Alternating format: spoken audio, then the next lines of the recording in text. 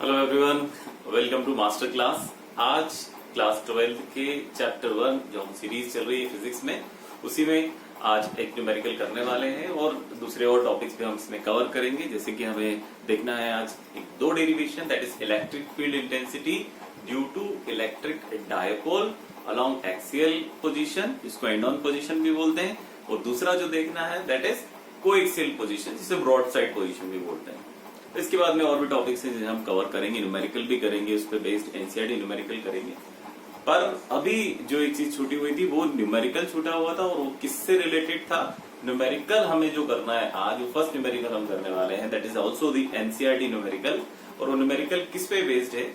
हमने जो last topic छोड़ा था, जो किया हुआ था थ्योरी, जिसकी डेरिवेशन किया था, दैट इज टू फाइंड और that is the principle of superposition और the electric field intensity due to multiple charges. अगर बहुत सारे चार्जेस हो तो उनके कारण इलेक्ट्रिक फील्ड इंटेंसिटी किसी पॉइंट पे निकालना है, तो वो हम कैसे निकालेंगे, वो हमने डेरिवेशन देखा था, है ना। अब उसी पे बेस्ड एक एनसीईआरटी न्यूमेरिकल है, वो हम लोग आज करते हैं, है ना।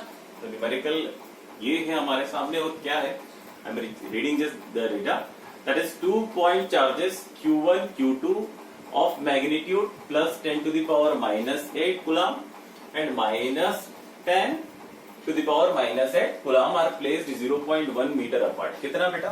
0.1 meter apart from each other. Calculate, क्या कैलकुलेट करना है? इलेक्ट्रिक फील्ड इंटेंसिटी निकालनी है at a point B C given in the figure. So this is the figure which is given to us. और इसमें क्या दिया हुआ है? ये दो चार्जेस हैं Q1 Q2। मैग्नीट्यूड देखें, अगर आप दोनों का मैग्नीट्यूड देखें तो सेम है, that is 10 to the power -8 coulomb, 10 to the power -8 coulomb. ये क्वेश्चन जो है ये बेसिकली आने वाली जो दो डेरिवेशन है उनपे बेस्ड भी हो सकता है, उनसे रिलेटेड भी हो सकता है, हम देखेंगे इसको, है ना। पर अभी तो आप ये समझिए कि हम करने वाले हैं इलेक्ट्रिक फील्ड इंटेंसिटी निकालने वाले हैं किस पॉइंट पर? बी पर और सी पर। अब देखिए सिस्टम ऑफ चार्जेस से या प्रिंसिपल ऑफ सुपरपोजिशन कैसे इस पे अप्लाई होगा वो देखिए।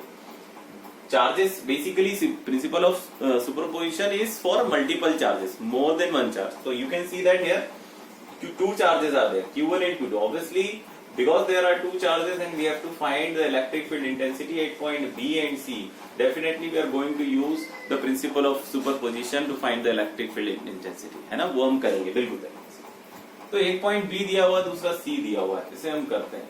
पहले B पॉइंट पर यहाँ पर इलेक्ट्रिक फील्ड इंटेंसिटी निकालते हैं, है ना। हमारे पास में अगर हम देखें तो एक ही फॉर्मूला है, बहुत ध्यान से देखें कि इलेक्ट्रिक फील्ड इंटेंसिटी पे अगर हम निकालें तो यहां से, जैसे यहां से करना चालू करूंगा ताकि बहुत आसान रहे। तो पहला पॉइंट लेते हैं to find electric field intensity due at B due to Q1। सबसे पहले भाई साहब Q1 और Q2 के कारण निकालते हैं, Q1 और Q2 के कारण।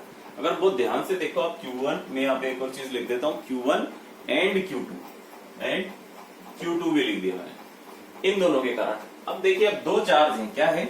दो चार्ज है, तो इलेक्ट्रिक फील्ड होगी, और इलेक्ट्रिक फील्ड जो इंटेंसिटी है उसका डायरेक्शन भी होगा। अगर मैं प्लस Q1 चार्ज के कारण इलेक्ट्रिक फील्ड की बात करूं B पर, तो उसके लिए डायरेक्शन कैसा हो जाएगा? पॉजिटिव चार्ज है, इलेक्ट्रिक फील्ड बाहर की तरफ होगी, पॉजिटिव चार्ज है, इलेक्ट्रिक फील्ड बाहर की तरफ होगी, आउटवर्ड होगी। तो मैंने इसको नाम दे दिया EB1।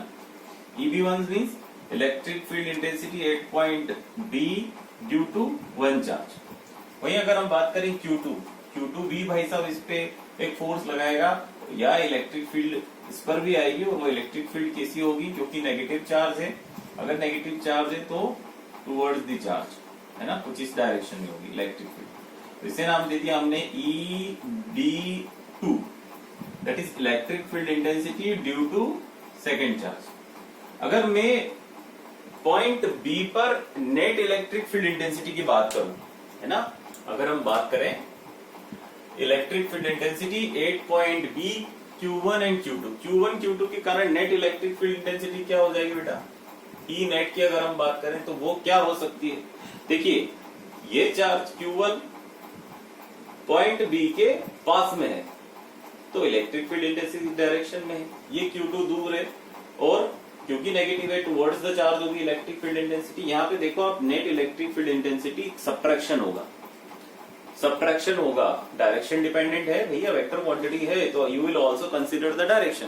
If you are taking the direction then the net electric field intensity क्या हो जाएगी बेटा, अगर हम नेट इलेक्ट्रिक फील्ड इंटेंसिटी की बात करें तो वो क्या हो जाएगी, that will be the subtraction. Subtraction करें तो किस में से किसका करें, क्या EB2 में से EB1 को सब्ट्रैक्ट करें या EB1 में से EB2 को सब्ट्रैक्ट करें, ये मुद्दे की बात है, बहुत ध्यान से समझेंगे किस में से किसको सब्ट्रैक्ट। आप देखिए अगर हम इलेक्ट्रिक फील्ड इंटेंसिटी का फॉर्मूला आपको याद होगा तो ड्यू टू पॉइंट चार्ज, तो वो क्या होता है इलेक्ट्रिक फील्ड इंटेंसिटी का formula, E is equal to KQ/R²। आप बहुत ध्यान से देखो, क्या इलेक्ट्रिक फील्ड इंटेंसिटी डिस्टेंस पर डिपेंडेंट है, R क्या है, डिस्टेंस है, चार्ज से पॉइंट के बीच का डिस्टेंस है। R जितना कम होगा, R जितना कम होगा, इनवर्सली प्रोपोर्शनल है भाई साहब, बहुत ध्यान से देखो आप, R E is inversely proportional to R²। बहुत ध्यान से देखिए, अगर R ये डिस्टेंस कम हो जाएगा तो क्या इलेक्ट्रिक फील्ड इंटेंसिटी ज्यादा हो जाएगी, ये डिस्टेंस अगर R कम होगा तो E ज्यादा हो जाएगी, इलेक्ट्रिक फील्ड इंटेंसिटी ज्यादा होगी। तो चार्ज Q1 के लिए अगर मैं बात करूं, चार्ज Q1 का B से डिस्टेंस क्या है, कम है as compare to the distance between the charge Q2 and B। भाई साहब समझ में आया आपको, है ना बच्चों, ये डिस्टेंस चार्ज Q1 और B के बीच का कम है, किसके कंपैरिजन में, between the distance as compare to the distance between Q2 and B। ये जो डिस्टेंस है कुछ भी हो सकता है, से कम है, अगर कम है मतलब किसका डिस्टेंस कम है, ये डिस्टेंस कम है, किसका, Q1 और B के बीच का, तो ये डिस्टेंस कम है तो इलेक्ट्रिक फील्ड इंटेंसिटी किसकी ज्यादा होगी, Q1 की, इलेक्ट्रिक फील्ड इंटेंसिटी किसकी ज्यादा होगी, Q1 की। तो सब्ट्रैक्शन जो आप करोगे इलेक्ट्रिक फील्ड इंटेंसिटी का वो क्या हो जाएगा, that will be E vector B1 minus E vector B2। कोई दिक्कत कोई समस्या नहीं होगी इसमें। तो पहला जो कर्तव्य बनता है हमारा वो ये बनता है कि हम पता करें कि EB1 क्या होगा, है ना, EB1 क्या होगा, तो EB1 निकाल लेते हैं। आइए अगर EB1 की बात करें, क्या चीज, EB1, तो EB1 मतलब KQ/R², ये फॉर्मूला सेम। Q1 है भाई सब, K की वैल्यू क्या होगी हमारे पास में, सबको पता है 10 × 10⁹ 9 KQ, Q means 10 × -8/R², R means distance, ये डिस्टेंस, BQ, ये BQ कितना है 0.05 स्क्वायर, है ना, 0.05 स्क्वायर KQ/R²। तो आ जाएंगे, क्या चीज हो जाएगी, 90 10⁹ 10⁻⁻8, इट विल गिव यू 10 × 9 90। बहुत बढ़िया सर, क्या बात बताई आपने। देन 0.05 क्या हम इसको ऐसा लिख सकते हैं, 0.05 × 0.05, क्या मैं ऐसा लिख सकता हूं इसको, यस सर, कैलकुलेशन करेंगे भाई साहब, आ जाइए EB1, तो क्या मिलेगा 90 × पॉइंट हटाओ, दुश्मनी है मेरी पॉइंट से दुश्मनी है, सबकी आपकी भी होना चाहिए, इससे दोस्ती मत करना, उलझा देगा कभी भी किसी भी क्वेश्चन में आपको।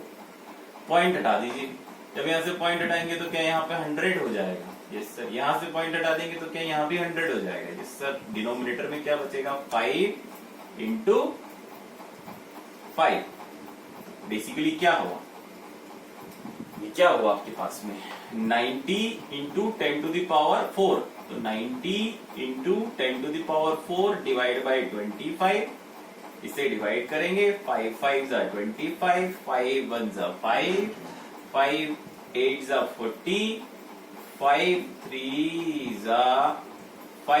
= 15, पॉइंट लगाएंगे, 5 6 = 30। तो ये बेसिकली अगर मैं बात करूं EB1 की, तो EB1 क्या मिला बेटा, 3.6 × 10⁴ न्यूटन पर कूलम। EB1 क्या मिला भाई साहब हमें, क्या मिल गया, क्या मिल गया, EB1। बहुत शानदार है ना। इन वैल्यूज को हमें यूज करना है, इसलिए हम इन्हें लिख लेंगे। मैं यहाँ पर लिखूंगा बिकॉज बोर्ड पर जगह कम है, तो हमें सॉल्यूशन करना है, तो हम इन वैल्यूज को लिख लेंगे। EB1 कितना मिला बेटा, 3.6 इंटू 10⁴ न्यूटन पर कूलम। ये एक डेटा मुझे मिल गया। अब क्या निकालना है, अब क्या निकालेंगे, EB2 आ जाएंगे भाई साहब, EB2 निकालते हैं। क्या निकालते हैं, EB2। उसके बाद तो हमें पता है दोनों को सब्ट्रैक्ट कर देंगे ना। कंसेप्ट समझ में आया कि क्यों सब्ट्रैक्शन किया और किस में से किसको सब्ट्रैक्ट। आ जाए, EB2 निकालना है। क्या निकालना है, EB2। अगेन वही फॉर्मूला KQ/R²। K हमें पता है 9 इंटू 10⁹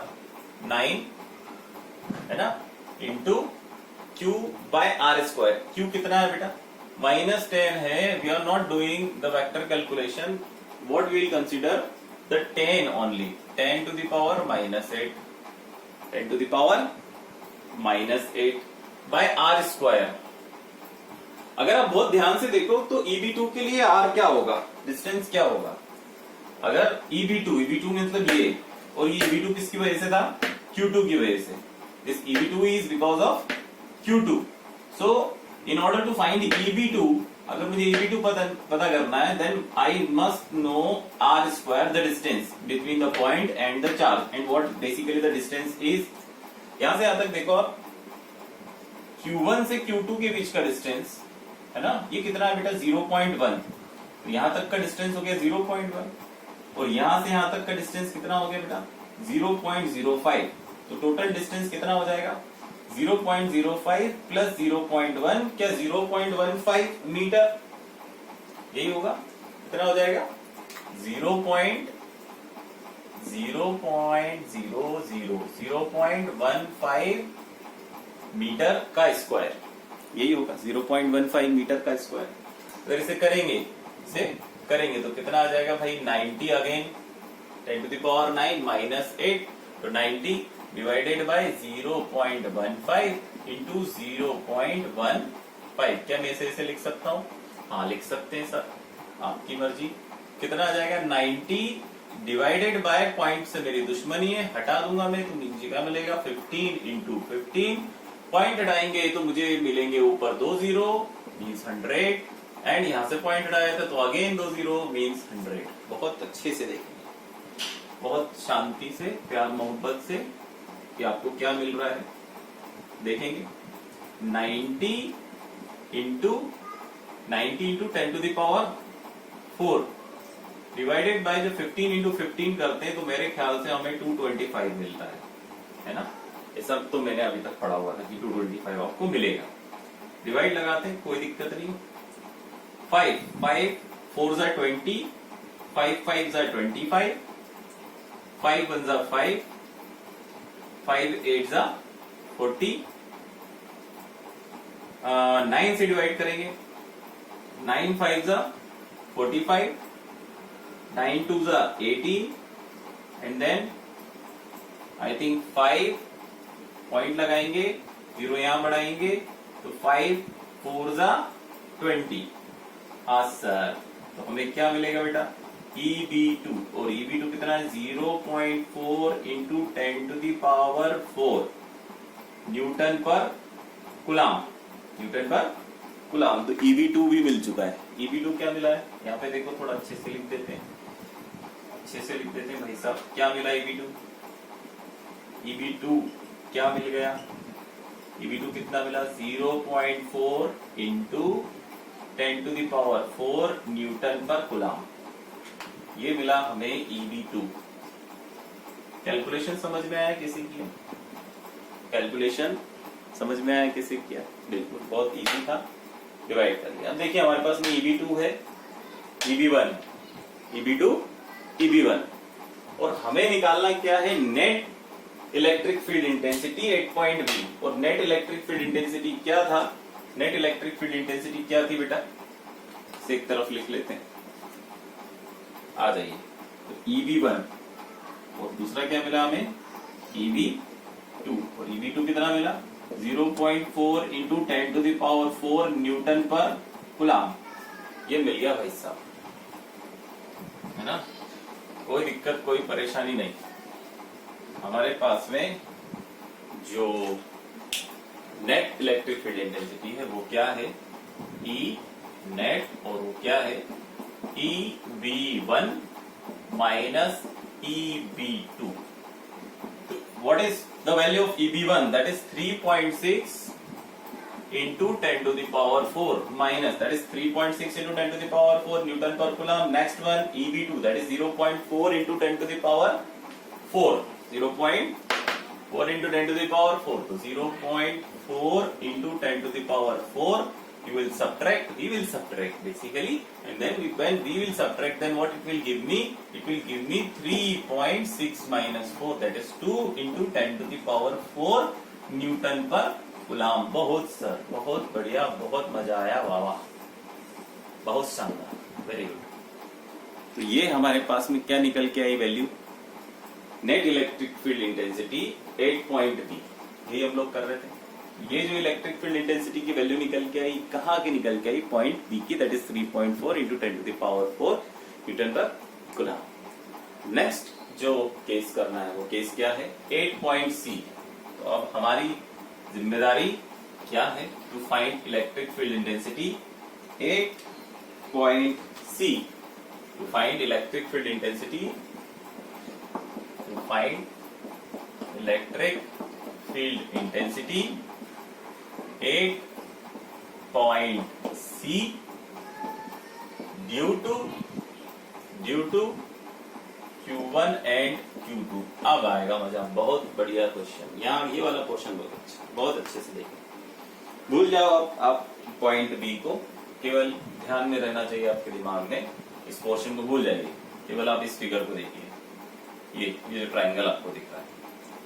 अगर आप बहुत ध्यान से देखो, क्या एक ट्राइंगल दिख रहा है, और इस ट्राइंगल के तीनों आर्म कैसे हैं बेटा, इक्वल है। क्या इक्विलेटरल ट्राइंगल है? इक्विलेटरल ट्राइंगल है तो इसका हर एंगल जो है वो 60 डिग्री का होगा, है ना। कितने डिग्री का होगा बेटा, 60 डिग्री का होगा। ये चीज हम समझ गए, है ना, ये बी और ये। चलो अब आते हैं और आगे।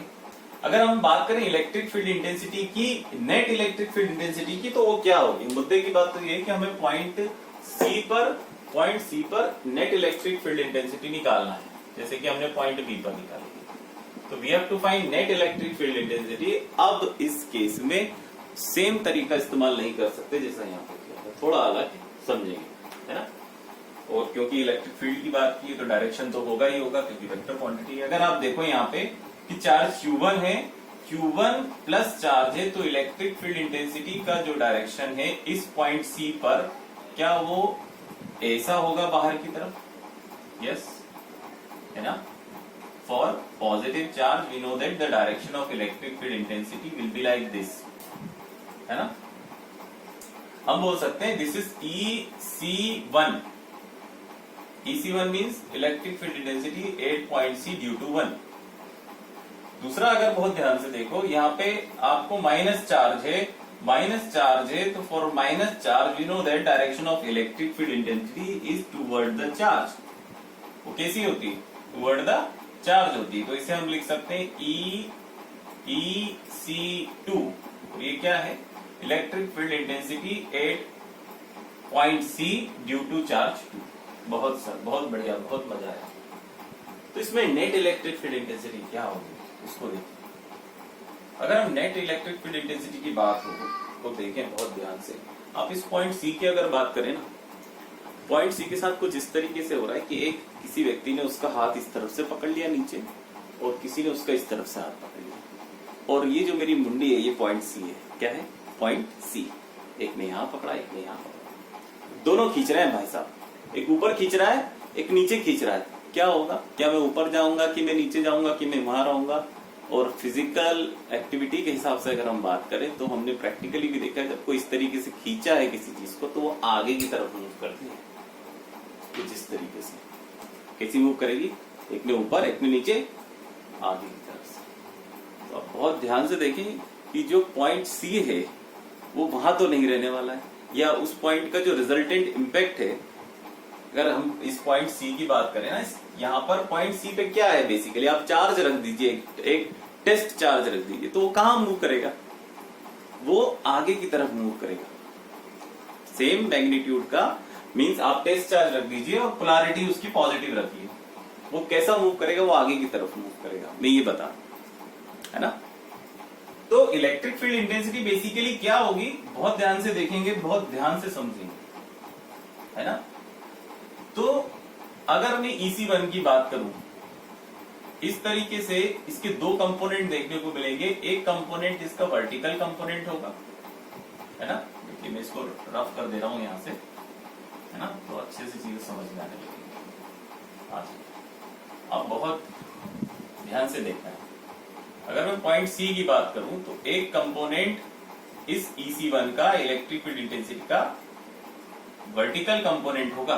कैसा होगा, वर्टिकल कंपोनेंट। एक कंपोनेंट कैसा होगा, वर्टिकल कंपोनेंट। ये कंपोनेंट अगर वर्टिकल कंपोनेंट है और ये कंपोनेंट क्या है, हॉरिजॉन्टल कंपोनेंट है। क्या है, हॉरिजॉन्टल कंपोनेंट। ये EC1 और अगर ये थीटा बना रहा है, यहाँ पे एंगल कितना बना रहा है, ओरिजिनल कंपोनेंट के साथ थीटा, तो ये क्या हो जाएगा बेटा, EC1 cos थीटा। अगर बहुत ध्यान से देखें तो थीटा हमारे लिए क्या होगा, थीटा क्या होगा, देखिए अगर करस्पॉन्डिंग एंगल प्रॉपर्टी से मैं बात करूं तो ये जो थीटा है ये कितना हो जाएगा, 60। कितना हो गया, 60। तो यहां पर भी कितना आ जाएगा, 60। बात पक्की, लॉक कर दिया जाए, यस सर। तो ये कंपोनेंट हो गया हमारे पास भी EC1 sin थीटा, मतलब sin 60 डायरेक्टली लिख सकता हूं। इस कंपोनेंट की बात करें EC2 के लिए, तो EC2 के लिए अगर हम बात करें तो इसका एक कंपोनेंट इस डायरेक्शन में होगा और दूसरा कंपोनेंट वर्टिकली डाउनवर्ड होगा। ये बोल दिया मैंने EC2 sin 60। सर इसको भी sin 60 लिख रहे हैं आप, इसको भी sin 60 लिख रहे हैं, बिल्कुल। अगर आप बहुत ध्यान से देखो, ये एंगल भी 60 है, ये एंगल भी 60 है। क्या अल्टरनेट एंगल प्रॉपर्टी ये बोलती है, क्या अल्टरनेट एंगल प्रॉपर्टी ये बोलती है कि जो एंगल यहाँ पर होगा 60, वही एंगल यहाँ पे होगा 60? यस सर, ये भी 60 होगा। अगर ये एंगल 60 है, बहुत ध्यान से सुनेंगे कैसे एंगल्स बन रहे हैं। ये अल्टरनेट एंगल प्रॉपर्टी है। देखिए आप, क्या Z बन रहा है, अरे बचपन में पढ़ा था, छोटी क्लास में नहीं पढ़ा था सर, तब तो हमने रट लिया था। अभी देखो alternate angle property alternate angles की बात करती है और अल्टरनेट एंगल्स पे सेम एंगल बनते हैं अल्टरनेट एंगल। तो अगर सेम एंगल बनेंगे तो ये अगर क्योंकि इक्विलेटरल ट्राइंगल है, 60 डिग्री एंगल ये होगा तो 60 डिग्री ये होगा। इस EC2 का जो कंपोनेंट अलोंग द डायरेक्शन इस डायरेक्शन में होगा and that component is making 60 degree angle, वो कंपोनेंट कितने डिग्री का एंगल बना रहा है बेटा, 60। समझ में आया, है ना। तो ये 60 डिग्री का हो गया। तो ये वर्टिकल कंपोनेंट EC2 sin 60। तो EC2 का कौन सा कंपोनेंट इस डायरेक्शन में होगा, वो होगा EC2 cos 60। हाँ सर, क्या होगा, EC2 cos 60। आ जाए बहुत ध्यान से, EC2 cos 60 हो गया सर, मान लिया हमने। तो अगर हम बात करें net electric field intensity, net electric field intensity इसी डायरेक्शन में होगी बच्चा, नेट इलेक्ट्रिक फील्ड इंटेंसिटी इस ही डायरेक्शन में होगी और वो क्या होगी, ई नेट जो होगी वो ई नेट क्या हो जाएगी, ई नेट क्या हो जाएगी, बहुत ध्यान से सुनेंगे। ई नेट क्या हो जाएगी, E net, E net, E net हो जाएगी ई C1 cos 60 plus EC2 cos 60। ये होगी बेसिकली, होना यही चाहिए, है ना। इसी तरीके से बात समझ में आ गई सर। अब आप बहुत ध्यान से देखो, तो क्यों होगी, क्या साइन का क्या करेंगे सर, साइन के साथ कैसी क्या दुश्मनी है आपकी। तो यहाँ पे देखो, ये दोनों कंपोनेंट EC1 sin 60 और EC2 sin 60 दोनों जस्ट एक दूसरे के अपोजिट हैं, तो दोनों एक दूसरे के इम्पैक्ट को कैंसिल कर देंगे। तो इसलिए ये दोनों वर्टिकल कंपोनेंट एक दूसरे को कैंसिल कर देंगे। यहाँ पर दोनों कंपोनेंट एक ही डायरेक्शन में, इसलिए एडिशन हुआ उनका EC1 cos 60 और EC2 cos 60 का। बात समझ में? अच्छी बात। और देखते हैं तो और ध्यान से, अगर हम केवल मैग्नीट्यूड वाइज बात करें, अगर हम केवल मैग्नीट्यूड वाइज बात करें कि इलेक्ट्रिक फील्ड का मैग्नीट्यूड जो होगा, इलेक्ट्रिक फील्ड का मैग्नीट्यूड जो होगा Q1 चार्ज के कारण और Q2 चार्ज के कारण, वो कैसा होगा? मेरी बात, मेरे वर्ड्स को बहुत अच्छे से सुनिएगा, please pay attention what I am telling you. There is a process that we have to do. हमें वो बात समझनी पड़ेगी मगर कि हम क्या करने वाले हैं और उसका मकसद क्या है पीछे, कैसे करना है।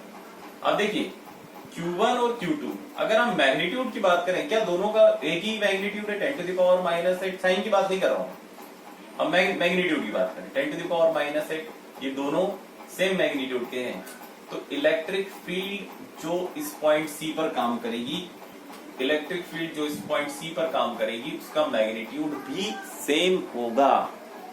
सेम होगा, क्यों होगा? दूसरा तरीका, क्योंकि इलेक्ट्रिक फील्ड जो होती है वो किस पे डिपेंड करती है? वो डिपेंड करती है डिस्टेंस पर। तो सर डिस्टेंस भी आप देख लीजिए, Q1 से C तक का जो डिस्टेंस है वो 0.1 मीटर है, और Q2 से C तक का जो डिस्टेंस है वो भी 0.1 मीटर है। चार्जेस का मैग्नीट्यूड सेम, चार्जेस का डिस्टेंस सेम, तो 100% this is correct that the electric field intensity magnitude will be same for both the charges. समझ में आया? डायरेक्शन की बात नहीं कर रहे हैं, केवल हम लोग किसकी बात कर रहे हैं? डायरेक्शन में तो हमने बात कर लिया, this is what basically the direction, because of the direction we are getting this net electric field intensity. What is my intention is that I am talking about the magnitude of electric field intensity. हम electric field intensity के magnitude की बात कर रहे हैं, वो कितनी होगी, तो वो दोनों इक्वल होगी। EC1 EC2 दोनों इक्वल होंगे, क्योंकि इस चार्ज के कारण Q1 चार्ज जो कि 10⁻⁸ है वो किसके बराबर है? 10⁻⁸ दोनों के बराबर है, और दोनों के डिस्टेंसेस भी बराबर है। तो यहाँ पे इस पॉइंट पे जो इम्पैक्ट आएगा इलेक्ट्रिक फील्ड का वो सेम होगा मैग्नीट्यूड वाइज। तो हम बोल सकते हैं बिकॉज EC1 मोड लगा करके, मोड क्यों लगाया भाई साहब? मोड क्यों लगाया? We are not considering the direction, will be equal to magnitude consider करें, मोड ऑफ EC2। तो यहां पर अगर इस तरीके से लिख सकता हूं, तो मैं इस पूरी इक्वेशन को EC1 की टर्म में या तो फिर EC2 की टर्म में कन्वर्ट कर सकता हूं, है ना? तो मैं क्या लिख सकता हूं? नेट इलेक्ट्रिक फील्ड इंटेंसिटी, जब मैं EC2 की जगह EC1 लिख दूंगा, EC2 की जगह EC1 लिख सकते हैं क्योंकि दोनों इक्वल है मैग्नीट्यूड वाइज। तो आपको जो नेट इलेक्ट्रिक फील्ड इंटेंसिटी मिलती है वो मिलती EC1 cos 60, EC1 cos 60 net electric field intensity. आ जाएंगे और आएंगे सर EC1 क्या है, कैसे कैलकुलेट करेंगे? फॉर्मूला हमें पता है, ड्यू टू पॉइंट जो इलेक्ट्रिक फील्ड हम लोग निकालते हैं, है ना? cos 60 की वैल्यू क्या होती है बेटा? What is the value of cos 60? तो अगर वैल्यू याद नहीं है या ट्रिग्नोमेट्री की वैल्यूज याद नहीं होती है, तो मैंने आपको पहले भी बताया है कि ट्राइंगल बनाइए, एक ट्राइंगल बनाइए, यहाँ पे लिखिए 30, यहाँ पे लिख दीजिए 60, इसको बोलिए 1 2 √3, 1 2 √3, कुछ इस तरीके से करेंगे। अब अगर कॉस की बात करते हैं तो कॉस होता है बेस अपॉन हाइपोटेनियस 60, तो बेस अपॉन हाइपोटेनियस मतलब 1/2, तो क्या मिलेगा? 2EC1 1/2। अब इस 2 ने इस 2 को कैंसिल कर दिया, तो हमें क्या मिला बेटा? केवल EC1 मिल रहा है, EC1। तो E नेट अगर निकालना है तो क्या निकालना पड़ेगा? E नेट अगर निकालना है तो EC1 निकालना पड़ेगा। क्या निकालना पड़ेगा? EC1। और EC1 क्या था? EC1 था ये, due to 1 charge, electric field intensity due to Q1 charge at point C, वही EC1 है हमारे लिए, EC1 है वही हमारे लिए, EC1 निकालेंगे। आ जाइए फटाफट EC1 निकालते हैं, है ना? EC1, तो EC1 निकालेंगे भाई साहब, है ना? हमारे पास में E नेट किसके बराबर है बेटा? EC1 के बराबर है। और EC1 क्या है? फॉर्मूला EC1 का KQ/R²। तो K क्या है? 9 × 10⁻⁹ KQ, और Q कितना है बेटा? कितना है बच्चा हमारे पास में 10 टू द पावर -8। हाँ जी सर, बिल्कुल सर, बहुत बढ़िया सर, बहुत मजा आया बाबा। और आर स्क्वायर मतलब 0.1 का स्क्वायर, 0.1 का स्क्वायर, तो क्या हो जाएगा भाई 9, 10 to the power 9, 10 to the power -8, दोनों सब्ट्रैक्ट, तो क्या 90 आ जाएगा।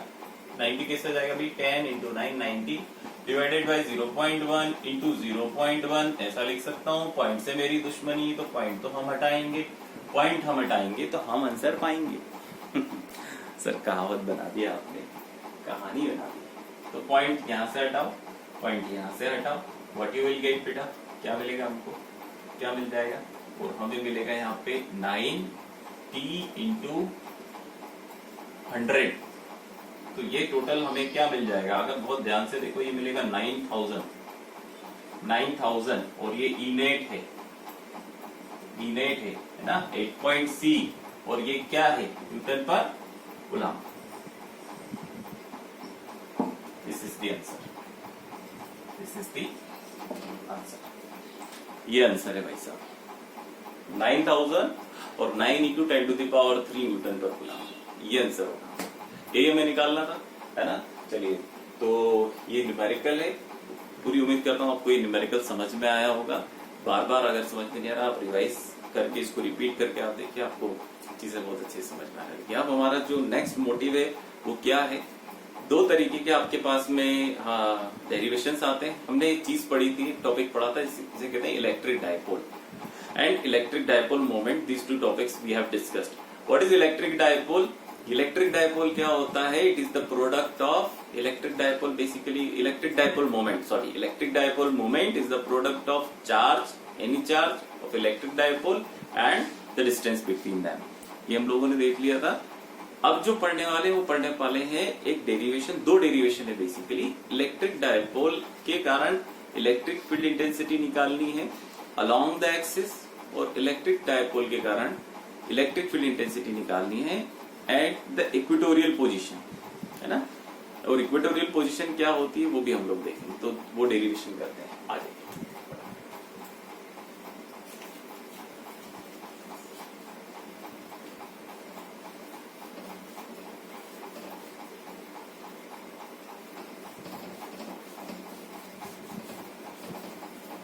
पहला जो डेरिवेशन है वो है to find the electric field intensity along the axis, to find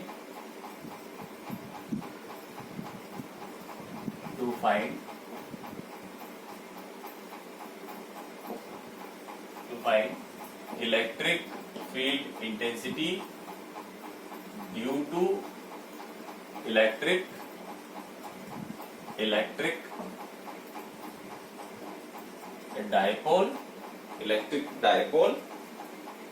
dipole along the axis, और along the axis को एक और चीज बोलते हैं, that is end on position,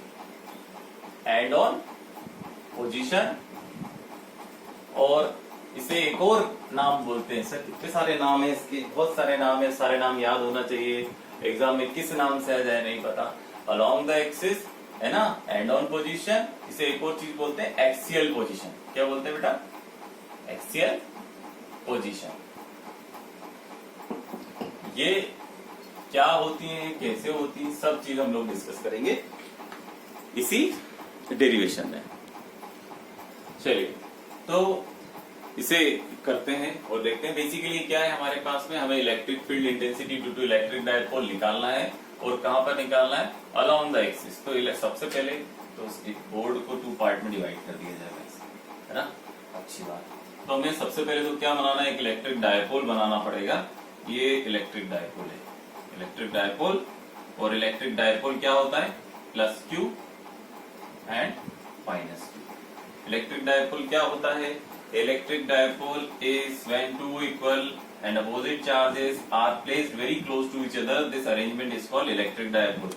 जब दो इक्वल और अपोजिट चार्जेस बहुत पास में रखे जाएं तो इस अरेंजमेंट को क्या बोला जाता है? इलेक्ट्रिक डायपोल बोला जाता है। जो हम लेंथ कंसीडर करते हैं इलेक्ट्रिक डायपोल्स के बीच में, वो क्या होती है? 12 होती है। क्या होती है? 12 होती है। बहुत बढ़िया सर, 12 होती है। इस पर अलोंग द एक्सिस बोला है, तो along the axis point suppose कीजिए ये this is A, this is B and this position is C. तो ये पोजीशन क्या, ये point C along the axis है? बिल्कुल है सर, बिल्कुल है ना। अच्छा, ये अगर हम बात करें लेट अस से the distance from the centre of the electric dipole, the distance of point C from the center of electric dipole, let us say the distance, the center is D। हमने बोल दिया कि जो centre है वो कितना है, D। कितना डिस्टेंस है, हमने ये जो डिस्टेंस लिया वो डिस्टेंस सपोज कीजिए दैट इज R। ये डिस्टेंस हमने कितना ले लिया, R। अगर सेंटर से लिया है, टोटल लेंथ इलेक्ट्रिक डायपोल की 12 है, तो A और D हाफ लेंथ कितनी हो गई, L, और ये हाफ लेंथ कितनी हो गई बेटा, L, है ना। अब बात करें इलेक्ट्रिक फील्ड इंटेंसिटी निकालने की 8 point C due to electric dipole, तो एक एक चार्ज लेकर के करना पड़ेगा आपको। Position A due to charge Q and this position due to charge -Q। तो पहले हम बात करें कि किस तरीके से चीजें होंगी। देखिए आप कैसे चीजें काम करती हैं। अगर ये +Q चार्ज है तो इलेक्ट्रिक फील्ड जो होगी वो आउटवर्ड होगी इस डायरेक्शन में, है ना। इलेक्ट्रिक फील्ड आउटवर्ड होगी क्या, yes sir, electric field outward होगी। इसे कुछ अलग पेन से ड्रॉ करते आ जाइए। तो एक बात तो पक्की है sir, due to +Q charge 8 point C electric field will be outward. Let us say this is EC1, है ना। इसे मैंने Q1 Q2 नहीं दिया है, Q1 Q2 भी आप दे सकते हैं। ऑल्दो ये बात आप समझ सकते हैं, जैसे कि अगर सपोज कीजिए हमें कन्वीनियंस के लिए यहाँ पे लिख देता हूँ Q1 और यहाँ पे लिख देता हूँ Q2, मगर आप ये बात समझ लीजिए for electric dipole Q1 will be equal to Q2 will be equal to Q। Magnitude wise अगर हम बात करें तो वो कितना हो जाएगा, क्योंकि इलेक्ट्रिक डायपोल में बोला ही है ये when two equal and opposite charges, so Q1 Q2 will be equal and opposite charges obviously their magnitude or their this one polarity is opposite, then this arrangement is for electric dipole। तो मगर ये हैं क्या, ये same value के हैं Q के। Convenience के लिए मैं यहाँ पे Q1 Q2 से इसे रिप्रेजेंट कर रहा हूँ। EC1 का direction, this is the electric field intensity 8 point C due to charge Q1, इस तरफ होगा। -Q2 चार्ज के कारण इलेक्ट्रिक फील्ड अलोंग द और टुवर्ड द चार्ज होगी, और वो हम क्या लिख सकते हैं, EC2, बिल्कुल EC1 EC2, है ना। क्या होगी, EC1 EC2। तो अगर हम बात करें कि चार्ज Q1 के कारण पॉइंट C पर इलेक्ट्रिक फील्ड इंटेंसिटी क्या होगी, वो निकालते हैं। अगर हम बात करें नेट इलेक्ट्रिक फील्ड इंटेंसिटी की, तो नेट इलेक्ट्रिक फील्ड इंटेंसिटी आपको समझ में आ रहा है, अभी जो हमने न्यूमेरिकल किया डिट्टो वैसे ही होगा। नेट इलेक्ट्रिक फील्ड इंटेंसिटी क्या हो जाएगी बेटा, EC1 माइनस EC2, क्या हो जाएगी, EC1 माइनस EC2, है ना। क्या बात समझ में आ रही है ना, आ जाइए। तो बेसिकली ये है ना। और अगर हम मैग्नीट्यूड की बात करें तो किस तरीके से जाएगा, EC1 आप लिखिए, EC1 क्या हो जाएगा, EC1 means KQ by R square, KQ by KQ1। तो Q1 को क्या मैं Q लिख सकता हूँ, क्योंकि मुझे पता है Q1 is equal to Q2 is equal to Q है, तो KQ by R square. R मतलब क्या, डिस्टेंस, R मतलब क्या, डिस्टेंस। तो डिस्टेंस क्या है, ये डिस्टेंस। अगर मैं Q1 के कारण पॉइंट C पर इलेक्ट्रिक फील्ड इंटेंसिटी निकाल रहा हूं, तो डिस्टेंस कौन सा आएगा, AC, ये डिस्टेंस आएगा। और ये डिस्टेंस कितना होगा, ये डिस्टेंस कितना होगा, अगर बहुत ध्यान से देखें, यहां से यहां तक का डिस्टेंस मतलब C से लेके D तक का डिस्टेंस R है। C से D तक का डिस्टेंस कितना है, R। तो ये डिस्टेंस, अब जब R को माइनस कर देंगे इस डिस्टेंस में से AD, और AD क्या है, L, तो R माइनस L, क्या ये बचा हुआ पोर्शन AC, यही डिस्टेंस आपको मिलेगा, यही तो डिस्टेंस है इनके बीच का। तो बेसिकली क्या लिख सकता हूं मैं यहाँ पर, क्या लिख सकते हैं, आर माइनस एल का स्क्वायर, आर माइनस एल का square minus K Q by R square, again R square. तो अब देखो आर स्क्वायर मतलब क्या, Q2 के कारण ना EC2, EC2 is because of charge Q2 and what is that Q यार, Q2।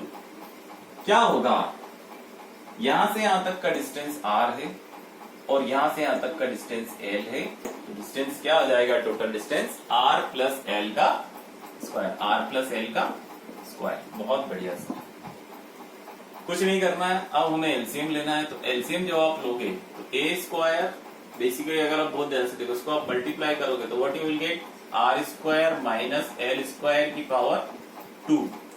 एलसीएम लिया है देन मल्टीप्लाई, तो बेसिकली आप मल्टीप्लाई कर सकते हैं, इसका मल्टीप्लाई इधर होगा, है ना।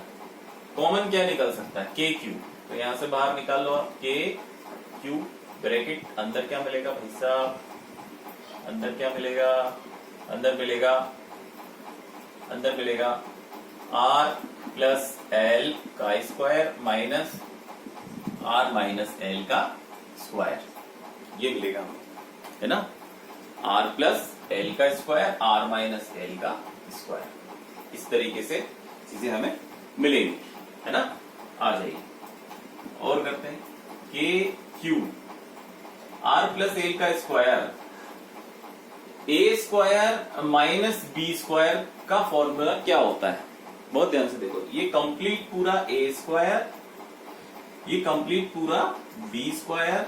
अगर आपको बचपन के फॉर्मूले याद हो तो A square minus B square क्या होता है, A plus B A minus B, है ना, A plus B A minus B. तो ए मतलब R plus L, A plus B means plus R minus L, ये हो गया ए प्लस बी, ब्रैकेट बंद, A plus B A minus B, A plus B A minus B. तो A minus B मतलब क्या, R plus L minus of A minus B, R plus L, तो R plus L minus जब आप करने जाओगे तो ये आर माइनस एल में से ड्यू टू फॉर्मूला माइनस, जो फॉर्मूले का माइनस है ये आर माइनस का हो गया, और उसी माइनस के कारण जब वो माइनस अंदर जाएगा तो एल को क्या कर देगा, पॉजिटिव कर देगा। ये बच्चों वाली चीज है, R square minus L square का होल स्क्वायर। बहुत बढ़िया सर। अब जो कट्टम कुट्टी खेलेंगे, और कट्टम कुट्टी क्या बोलती है, माइनस से plus cancel, minus L plus L cancel, minus R plus R cancel. तो फॉर्मूला बेसिकली क्या मिला आपको, R plus R that is 2r into L plus L that is 2l divided by R square minus L square का whole square, इस तरीके से, है ना, ये मिलेगा हमको। और नीचे जगह है थोड़ी सी लिख देते हैं, है ना, थोड़ा सा आगे लिख देते हैं। हाँ, अगर बहुत ध्यान से देखो तो हमने एक चीज पढ़ी थी अभी जस्ट भी बताया था, that is called electric dipole moment. और इलेक्ट्रिक डायपोल मोमेंट क्या होता है, P से रिप्रेजेंट करते हैं, it is the product of any one of the charge in electric dipole to the distance between them, that is Q2L। देखो यहाँ पर क्या ये चीजें हमें यहाँ देखने को मिल रही हैं, Q2L, देखो Q2L, तो Q2L क्या, इसको P से रिप्रेजेंट कर सकते हैं, इलेक्ट्रिक डायपोल मोमेंट P लिख सकता हूं मैं, तो K, बहुत अच्छे, K2PR ऐसे लिख सकता हूं, बिल्कुल, K2 और ये दोनों मिलकर के Q और 2L P बना लेंगे, और K2PR divided by R square minus L square का होल स्क्वायर। ये डेरिवेशन आपके पास में K2PR। तो फाइनल जो हमको मिला है यहाँ पर वो क्या मिला, अगर हम बात करें ई नेट की, तो ई नेट क्या मिला, ई नेट क्या मिला, ई नेट क्या मिल गया, K2PR डिवाइडेड बाय, दिख नहीं रहा है, यहाँ पे आ जाओ, यहाँ पे आ जाओ, ई नेट क्या मिला एक्सियल पोजीशन में, ई नेट क्या मिला, K2PR divided by R square minus L square का होल स्क्वायर। अभी कहानी खत्म नहीं हुई है, कहानी अभी खत्म नहीं हुई है ना। ये हमारा फाइनल वैल्यू है कब, along the axis. Along the axis हमें जब इलेक्ट्रिक फील्ड इंटेंसिटी निकालनी तो इस तरीके से। इस कहानी को थोड़ा आगे बढ़ाते हैं, है ना। और अगर सपोज कीजिए एक कंडीशन एज्यूम करते हैं, ये this is final done, there is one condition also there. ये मैं बोल दूं कि ये जो पॉइंट सी है ये बहुत दूर है, पॉइंट सी ये पॉइंट सी बहुत दूर है, और इतना दूर है कि जो इलेक्ट्रिक डायपोल है ये पॉइंट की तरह दिखाई दे रहा है, खुद एक पॉइंट की तरह दिखाई दे रहा है। तो अगर पॉइंट की तरह दिखाई दे रहा है तो क्या मैं बोल सकता हूं कि इनके बीच की जो डिस्टेंस है, जो लेंथ एल है, जो एल है, ये लेंथ एल, ये बहुत छोटी हो गई as compare to the distance R. जो आर डिस्टेंस आपको दिख रहा था ये इस पॉइंट का सेंटर से, क्या वो बहुत बड़ा हो गया? तो क्या मैं एक कंडीशन एज्यूम कर सकते हैं, लेट या if R is very very greater than L, R is very, neglect कर सकते हैं इस फॉर्मूले में। तो नेग्लेक्टिंग एल आपको क्या मिल जाएगा, ई नेट। अगर आपने एल को नेग्लेक्ट कर दिया तो क्या मिलेगा, K 2pr divided by R square का स्क्वायर, आर स्क्वायर का स्क्वायर, क्योंकि ये तो जीरो हो गया ना भाई, तो जीरो हो गया है ना। तो आपको क्या मिलेगा फाइनली क्या मिल जाएगा, बहुत ध्यान से देखेंगे, 4 आर की power 4, k2pr divided by R की पावर 4। ये देखिए ऊपर वाला आर, इसने इस आर में से एक आर कैंसिल कर दिया, तो बेसिकली हमें क्या मिल जाएगा, ई नेट क्या मिल गया, है ना।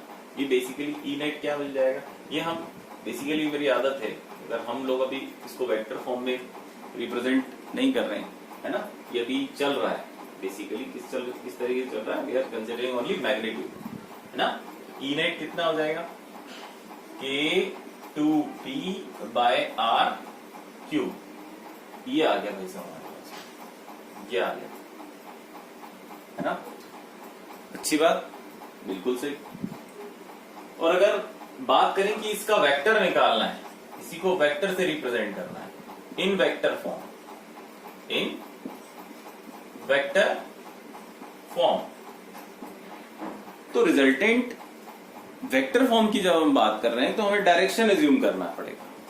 अगर हम वेक्टर फॉर्म की बात करें तो आपका कंप्लीट हो गया, this is done, we are considering only the magnitude, है ना।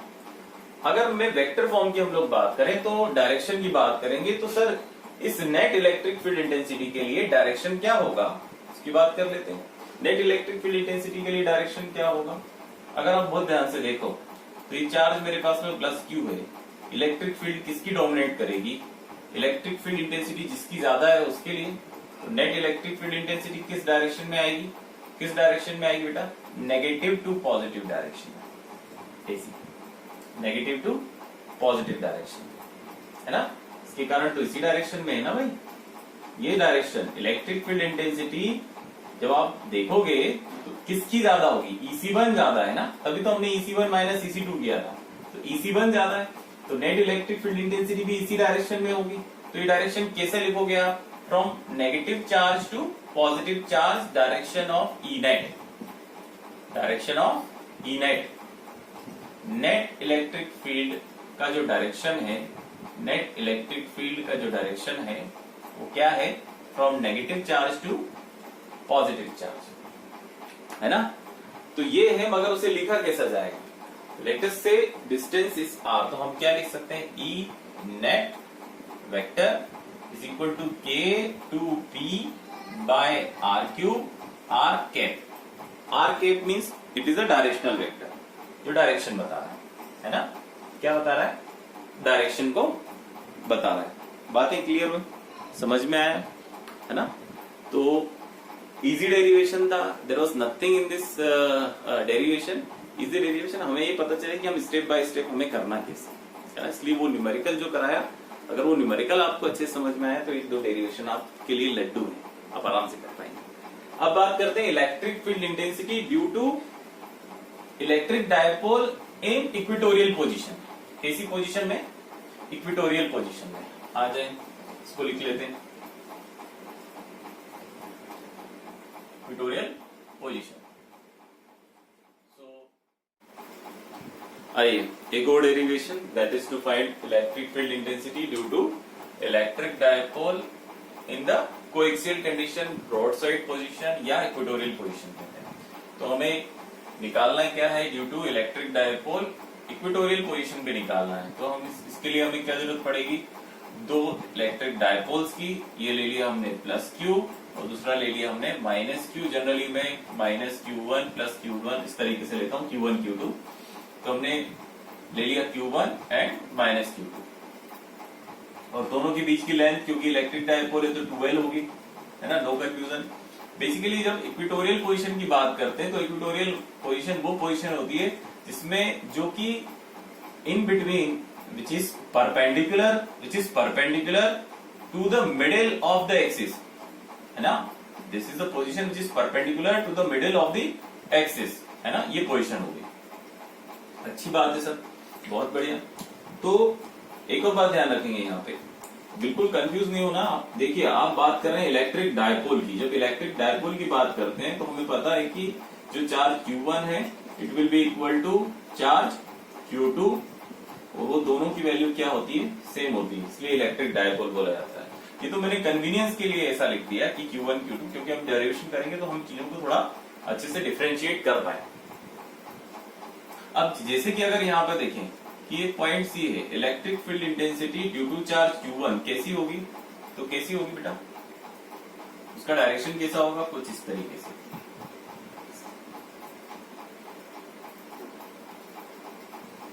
ये दिस इज E1, है ना, ये क्या है? E1, है ना। ये क्या ले लिया हमने? E1 ले लिया। टॉपिक हमें पता है, टॉपिक हम मिटा सकते हैं, कोई दिक्कत नहीं। E2 के लिए अगर हम बात करें तो E2 के लिए इलेक्ट्रिक फील्ड कैसी हो जाएगी? Toward the charge, AC। ये हो गया मेरे पास में E2, एक E1 दूसरा E2। और हमें पता है कि अगर दो फोर्सेस, एक कुछ इस तरीके से और एक कुछ इस तरीके से लग रहा है, दोनों के कारण क्या जो रिजल्टेंट आता है वो सामने की तरफ आता है, मूवमेंट। बिल्कुल देखिए ना, एक को इधर खींचा एक इधर खींचा, आगे की तरफ आएगा, है ना। तो इलेक्ट्रिक फील्ड जो होगी रिजल्टेंट वो इस डायरेक्शन में होगी, इसे हम बोलेंगे E नेट, है ना। और अगर हम जब E नेट की बात करें तो वो E नेट क्या होगी बहुत अच्छे से समझिए। देखिए ये जो परपेंडिकुलर है या ये जो पोजीशन है, ये एक्सिस को, टोटल एक्सिस को, लेटेस्ट से दिस इज AB पॉइंट, इस AB को दो पार्ट में डिवाइड कर रही है। AB के बीच का डिस्टेंस कितना है? 12 है। तो ये वाला पॉइंट अगर सेंटर का O है तो O से लेके A तक का डिस्टेंस L और O से लेके B तक का डिस्टेंस भी क्या हो जाएगा? L हो जाएगा। क्या हो जाएगा? L हो जाएगा। अच्छी बात है सर। और अगर बहुत अच्छे से समझें इस बात को तो ये जो डिस्टेंस है AC और BC, AC और BC, इक्वेटोरियल पोजीशन के अंदर जो डिस्टेंस होता है AC and BC, distance AC will be equal to BC।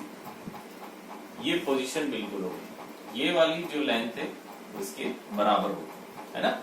आ जाइए दूसरी चीज, ये OC जो है, OC कंस्ट्रक्शन चल रहा है पूरा, OC जो डिस्टेंस है मैंने मान लिया R है। कितना है? R। अच्छी बात है। अगर आप देखिए नेट इलेक्ट्रिक फील्ड इंटेंसिटी की बात करें तो नेट इलेक्ट्रिक फील्ड इंटेंसिटी ये इस डायरेक्शन में आएगी, ऐसा ऐसा आगे। अच्छी बात है। तो ये होगी क्या? ये वैल्यू होगी क्या? अगर आप, क्योंकि इलेक्ट्रिक फील्ड एक वेक्टर क्वांटिटी है, इसे हम इसके कंपोनेंट्स में डिवाइड कर सकते हैं, इसके कंपोनेंट में डिवाइड कर सकते हैं। अगर मैं इस E1 को डिवाइड करूं इसके दो कंपोनेंट में, एक कंपोनेंट वर्टिकल कंपोनेंट हो गया और इसका नाम दे दिया हमने E1 sin 6 theta, E1 sin theta, और जो हॉरिजॉन्टल कंपोनेंट है वो कोई एंगल थीटा बना रहा है ना, वो कोई with the original electric field. जो कंपोनेंट हॉरिजॉन्टल कंपोनेंट है ये, वो कोई एंगल थीटा बना रहा है, किसके साथ में, इस E1 के साथ में। तो ये क्या हो जाएगा बेटा, क्या हो जाएगा, E1 cos थीटा। ये जो थीटा है ये कॉरस्पॉन्डिंग एंगल प्रॉपर्टी से सेम एंगल थीटा यहां भी बना रहा है, ये सेम एंगल। भाई साहब देखो ना, कॉरस्पॉन्डिंग एंगल प्रॉपर्टी से ये theta will be equal to this theta. तो ये हो गया हमारे पास में E1 cos 60। सिमिलरली इस E2 को भी दो कंपोनेंट में डिवाइड कर सकते हैं। एक कंपोनेंट इसका वर्टिकली डाउनवर्ड आएगा, इसे नाम दे दिया हमने E2 sin theta, E2 sin theta. और एक दूसरा कंपोनेंट इसका हॉरिजॉन्टल कंपोनेंट होगा जो ओरिजिनल के साथ एंगल बनाएगा थीटा, वो क्या हो जाएगा, वो हो जाएगा हमारे पास में E2 cos थीटा। इसी डायरेक्शन में होगा। बहुत ध्यान से देखिए, जो नेट इलेक्ट्रिक फील्ड होगी, क्या होगी, नेट इलेक्ट्रिक फील्ड वो क्या होगी, E1 cos थीटा और E2 cos थीटा का सम, क्योंकि दोनों सेम ही डायरेक्शन में जा रहे हैं। E1 cos 60 cos थीटा भी उसी डायरेक्शन में जा रहा है, E2 cos थीटा भी उसी डायरेक्शन में जा रहा है, क्योंकि सेम डायरेक्शन में जा रहे हैं तो दोनों ऐड हो जाएंगे। क्या हो जाएंगे, ऐड हो जाएंगे। तो नेट इलेक्ट्रिक फील्ड जो होगी वो E1 cos थीटा और E2 cos थीटा। अब देखिए ये जो थीटा है, ये थीटा अगर आप बहुत ध्यान से देखें तो अल्टरनेट एंगल प्रॉपर्टी से इस थीटा के बराबर है, जो कि यहां बन रहा है। ये थीटा, ये भी थीटा, अल्टरनेट एंगल प्रॉपर्टी। बात समझ में आई है ना, पक्का। तो हमें क्या करना है, हमें निकालनी है नेट इलेक्ट्रिक फील्ड इंटेंसिटी। बहुत ध्यान से देखें एक और चीज, जो डिस्टेंस मैंने बताया ए सी वो किसके बराबर है, बीसी के बराबर है। किसके बराबर है, बीसी के बराबर है। अगर डिस्टेंसेस इलेक्ट्रिक फील्ड इंटेंसिटी निकालनी है और अगर डिस्टेंस देखा जाए, क्योंकि वो डिस्टेंस पे डिपेंड करती है, अगर डिस्टेंस सेम है, डिस्टेंस सेम है AC और BC, इस पॉइंट C से चार्ज Q1 का डिस्टेंस और इस पॉइंट C से चार्ज Q2 का डिस्टेंस सेम है। और दूसरी बात, क्योंकि इलेक्ट्रिक डायपोल है तो Q1 Q2 is equal to Q, दोनों चार्जेस के मैग्नीट्यूड इक्वल है, तो इलेक्ट्रिक फील्ड इंटेंसिटी का मैग्नीट्यूड भी इक्वल होगा। इलेक्ट्रिक फील्ड इंटेंसिटी का मैग्नीट्यूड भी इक्वल होगा दोनों के लिए। मतलब मैं लिख सकता हूं यहां पर कि हम लिख सकते हैं यहां पर कि E1 magnitude wise will be equal to E2 magnitude wise. E1 will be equal to E2। E1 और E2 जो दो हैं वो सेम होंगे। कारण बता दिया कि दोनों का डिस्टेंसेस सेम है ना, दोनों चार्जेस के डिस्टेंसेस सेम है। AC और BC C पॉइंट से इक्वल डिस्टेंस पे है। Q1 और Q2 क्योंकि इलेक्ट्रिक डायपोल है, दोनों की चार्ज के मैग्नीट्यूड सेम होंगे, तो जो इलेक्ट्रिक फील्ड का इम्पैक्ट आएगा, इलेक्ट्रिक फील्ड का जो इम्पैक्ट आएगा वो भी सेम होगा, है ना। इलेक्ट्रिक फील्ड का जो इम्पैक्ट आएगा मतलब कि जो दो वैल्यूज हैं वो मैग्नीट्यूड वाइज सेम हो जाएंगी। तो अगर हम बात करें कि नेट इलेक्ट्रिक फील्ड क्या होगी, तो जो आपकी जो E नेट होगी वो होगी E1 cos थीटा प्लस ये जो E2 cos थीटा है इसे मैं E1 से रिप्लेस कर सकता हूं, तो क्या हो जाएगी E1 cos थीटा। तो बेसिकली जो नेट इलेक्ट्रिक फील्ड इंटेंसिटी है वो क्या है, 2E1 cos थीटा। तो हमें निकालना है E1 और दिस cos थीटा, थीटा कितना है ना। तो हम पहले तो बात कर लेते हैं इस cos थीटा की, कि थीटा कितना है। तो देखिए ये थीटा है यहाँ पर, तो take the triangle, take triangle AOC और उसमें लगा दो cos थीटा का फॉर्मूला। तो cos थीटा का फॉर्मूला होता है बेस अपॉन हाइपोटेन्यूस। तो बेस अपॉन हाइपोटेन्यूस मींस ये थीटा, बेस ये हो गया आपके पास में OA, बेस क्या हो गया cos theta is equal to base upon hypotenuse. तो बेस क्या हो गया OA upon hypotenuse means AC, hypotenuse means AC। Sir OA तो पता है सर, OA L है, OA कितना डिस्टेंस है L, AC नहीं पता। तो अब AC नहीं पता तो in order to find AC take triangle AOC। Again इसी ट्राइंगल में पाइथागोरस थ्योरम लगाएंगे, तो पाइथागोरस थ्योरम लगाएंगे तो हाइपोटेनियस का स्क्वायर, बेस का स्क्वायर और परपेंडिकुलर का स्क्वायर, और परपेंडिकुलर क्या है OC, OC का स्क्वायर। तो AC square is equal to OA, OA means L square और OC मीन्स R स्क्वायर, क्योंकि हमने इसे R से रिप्रेजेंट करा था, R स्क्वायर। तो AC कितना हो जाएगा, AC हो जाएगा under root L square plus R square, ये आ जाएगा L square plus R square, L square plus क्या लिख रहे थे बाबा, L square plus R square. बच गया मेरा मार्कर। तो ये आपके पास में आ गई वैल्यू AC की, AC आ गई सर, क्या आ गया AC आ गया। आ जाइए यहाँ पर फटाफट, cos थीटा कितना हो जाएगा फिर हमारे लिए, cos theta OA means L divided by under root R square plus L square, ये वैल्यू हो गई हमारे पास, है ना, ये वैल्यू हो गई। cos थीटा हमारा निकल के आ गया, cos थीटा निकल के आ गया, cos थीटा निकल के आ गया। अब बचा क्या है, E1 निकालना है। क्या निकालना है, E1 निकालते हैं, आ जाइए। E1 क्या है, E1 means KQ by R square, तो Q means Q1 means Q2, भाई Q ही लिख सकता हूं ना, Q1 is equal to Q2 is equal to Q हमने अभी लिया था, तो Q1 की जगह पे Q लिखेंगे, बिल्कुल कोई प्रॉब्लम नहीं। डिवाइडेड बाय R स्क्वायर, तो R जब R स्क्वायर की बात करते हैं तो R is what, AC square, तो AC स्क्वायर जब हम करेंगे, है ना, डिस्टेंस तो यही है ना बेटा, AC स्क्वायर, तो AC स्क्वायर मीन्स हमने अभी जो वैल्यू निकाली थी AC स्क्वायर की, वो AC स्क्वायर की वैल्यू क्या थी, under root R square plus L square, तो हम लिख देंगे यहाँ पे R square plus L square, है ना। ये हमारे पास में आ गया, क्या आ गया E1। जो हमारा E नेट था वो क्या था, E नेट था 2E1 cos थीटा, 2E1 कितना है KQ और cos theta R square plus L square और cos थीटा ये L by under root R square plus L square. बहुत बढ़िया सर। अब देखो इलेक्ट्रिक डायपोल मोमेंट ये बोलता है Q इंटू 2L, तो Q into 2L, this is Q into 2L, तो Q 2L, क्या इसे मैं इलेक्ट्रिक डायपोल मोमेंट P से रिप्रेजेंट कर सकता हूँ, यस सर। तो QP KP by this R square plus L square is equal to, this is in multiplication with R square under root R square plus L square, तो उसको क्या लिख सकते हैं, इसको लिख सकते हैं R square plus L square की पावर 3/2, है ना भाई साहब, R square plus L square की पावर 1 और अंडर रूट मतलब 1/2, अंडर रूट का मतलब क्या होता है 1/2, है ना। तो इस तरीके से ये आपके पास में क्या आ गई, E नेट आ गई, क्या आ गई, दैट्स इट, है ना।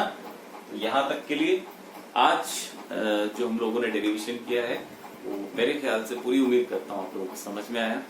और अभी आप लोगों की रिस्पॉन्सिबिलिटी बनती है कि लाइक करें, शेयर करें, सब्सक्राइब करें, और नेक्स्ट वीडियो में हम देखेंगे इससे रिलेटेड न्यूमेरिकल्स और नए भी और टॉपिक्स। तब तक के लिए good bye, take care and please like, subscribe and share. Good bye.